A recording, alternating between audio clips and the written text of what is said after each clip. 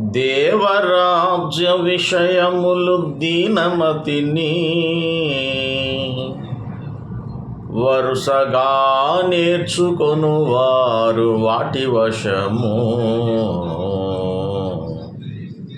దానముల్ వారి వశమును కానగల్గు సుఖము భువి మీద శ్రమలందు శుభము శుభము.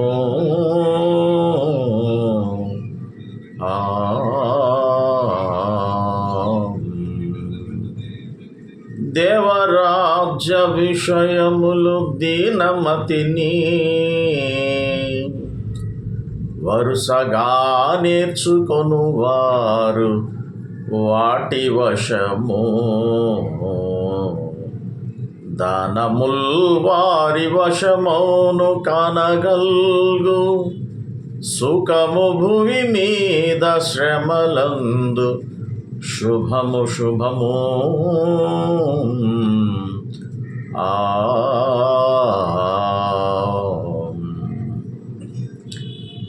దేవుని యొక్క రాజ్య విషయములు దీన మనస్సుతో నేర్చుకొనవలెను.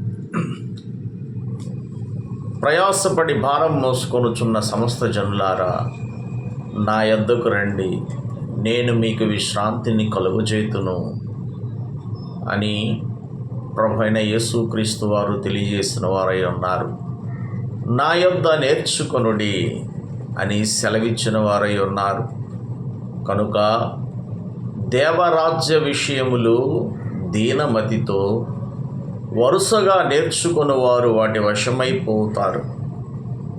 అలాగే దానములు వారికి సుఖములు సౌఖ్యములు కలుగును అని ఈ యొక్క భావములో, కష్టకాలములో కూడా సుఖములు శుభములు కలుగుతాయని ఈ పద్యం యొక్క భావము.